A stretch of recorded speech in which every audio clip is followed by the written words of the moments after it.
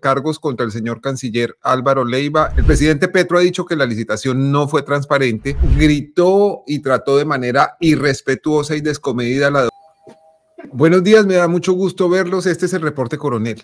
Una fuente cercana a la Procuraduría General me dijo anoche que el Ministerio Público ha encontrado razones suficientes para formular pliego de cargos contra el señor canciller Álvaro Leiva y el secretario general del Ministerio de Relaciones Exteriores, José Antonio Salazar Ramírez. La razón es el manejo que le han dado a la polémica licitación para la fabricación de los pasaportes. Como ustedes quizás recordarán, el canciller Leiva decidió declarar desierta la licitación cuando ya había sido evaluada y la unión temporal de la que hace parte Thomas Gregg & Sons, el actual y polémico contratista, había obtenido 1000 puntos de 1000 posibles.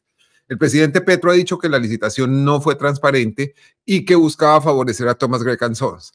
Esa empresa, por su parte, citó una diligencia de conciliación a la Cancillería como requisito antes de presentar una demanda por 120.000 millones de pesos. El Comité de Conciliación del Ministerio y la entonces directora de la Agencia Jurídica de Defensa del Estado, la doctora Marta Lucía Zamora, recomendaron conciliar. Y aquí empezaron los problemas. Primero, el canciller Leiva gritó y trató de manera irrespetuosa y descomedida a la doctora Marta Lucía Zamora, directora de la Agencia Jurídica del Estado. Todo eso ocurrió en la Casa de Nariño. Segundo, cuando el incidente se conoció, el presidente Gustavo Petro estaba en Dubái con el canciller Leiva y desde allí anunció su respaldo al ministro. Ese mismo día, el gobierno le pidió la renuncia a Marta Lucía Zamora. Tercero, se supo que el director de Asuntos Jurídicos Internacionales de la Cancillería, Juan Carlos Lozada Perdomo, años antes, cuando era fiscal, había decidido a favor de Álvaro Leiva en un proceso por calumnia y que tiene amistad con su hijo Jorge Leiva. Cuarto, la doctora Marta Lucía Zamora dijo aquí en la W que había sido informada de una reunión en París en la que habrían participado el funcionario Juan Carlos Lozada Perdomo, el hijo del canciller Jorge Leiva y personas interesadas en la licitación de los pasaportes. Y quinto, Juan Carlos Lozada envió a los medios un comunicado explicando esas reuniones en París. Sin embargo, la metadata del documento indica que el verdadero autor es Jorge Leiva, el hijo del canciller. Con todas estas inquietudes y otras, hice una columna con 30 preguntas al canciller sin ninguna esperanza de que la respondiera.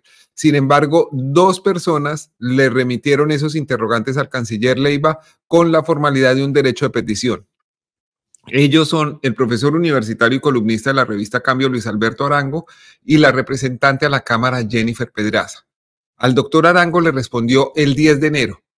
Hace una semana, Andrés Mauricio Hernández, que es el asesor legislativo de la Cancillería, es decir, una persona encargada de las relaciones de ese ministerio con el Congreso. En la respuesta le dice que no le puede responder y que prorrogará el término del derecho de petición. Sin embargo, un día antes, el 9 de enero, el canciller Leiva le respondió el derecho de petición idéntico a la representante Jennifer Pedraza. Ustedes pueden ver aquí la respuesta.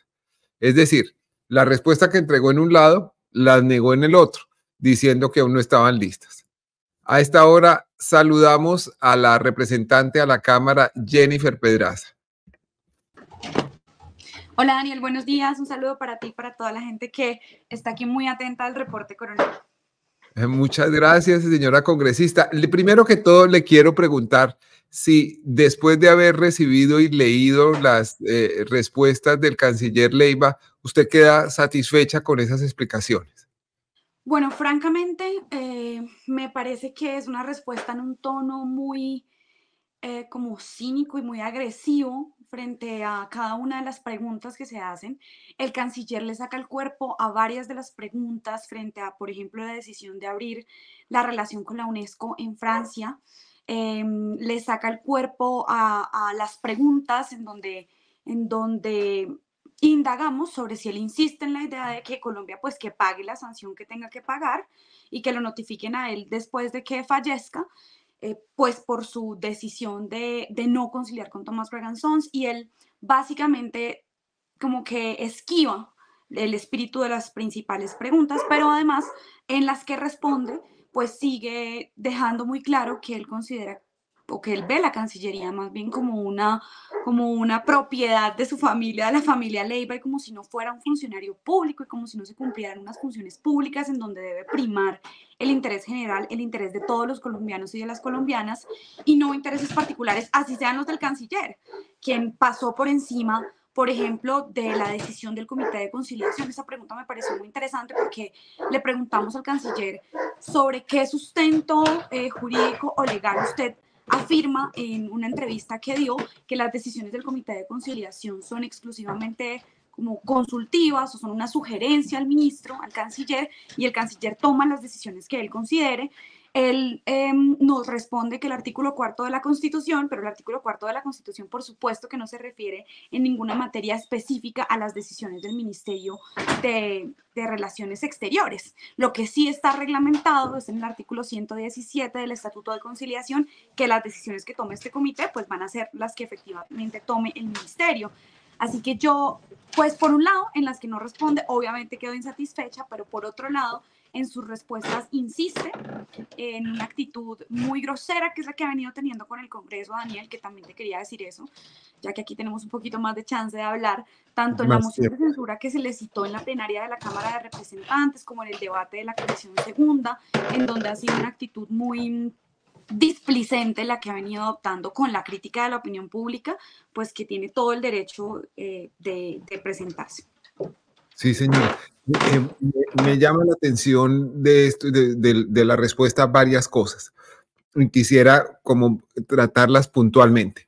Primero, él dice que la metadata que muestra que su hijo es el verdadero autor del comunicado firmado por un funcionario, Juan Carlos Lozada, es falsa. Tienen